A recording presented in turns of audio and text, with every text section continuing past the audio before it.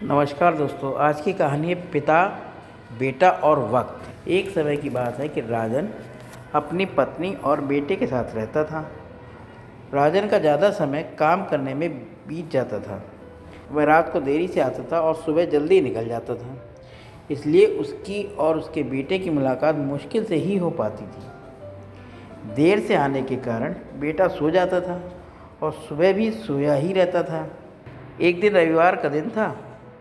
उस दिन राजन को घर से ही काम करना था, इसलिए वह सोफे पर बैठकर आराम से लैपटॉप पे काम करता है।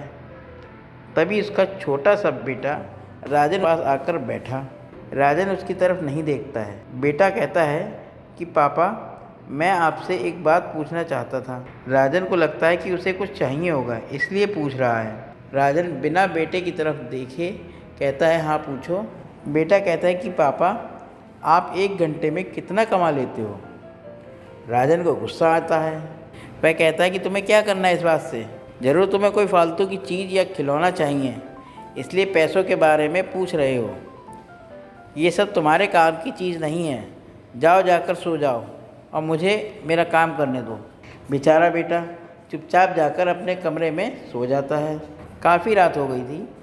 अब राजन अपना काम पूरा करके सोने जाता है तो उसे बेटे की याद आती है कि उसने कैसे बेचारे बच्चे को डांट दिया। शायद उसे सच में कुछ ज़रूरी चाहिए होगा, नहीं तो वह पैसे को क्यों पूछता। ऐसा सोचकर राजन बच्चे के कमरे में जाता है और उसके माथे पर हाथ फिराता है।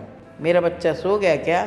तभी बच्चा अचानक उठकर बैठा और बोला, नहीं पापा, मैं जाग रहा हूँ। पिता बच्चे से कहता है कि बेटा, मैं उस समय व्यस्त था, अब बोलो तुम्हें कितना पैसा चाहिए?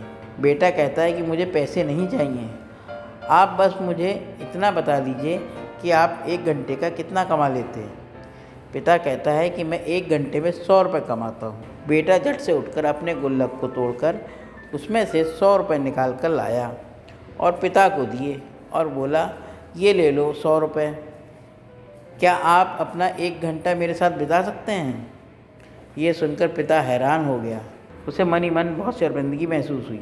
आज से ही उसने अपने मन में ठान ली थी कि वह अपना समय बेटे को भी देगा। उस रात दोनों बाप बेटे मिलकर खूब सारी बातें करते हैं। अब राजन समझ गया था कि परिवार के साथ वक्त बिताना कितना ज़रूरी है।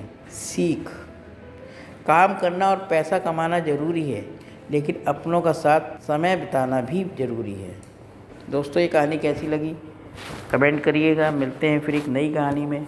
तब तक के लिए नमस्कार दोस्तों।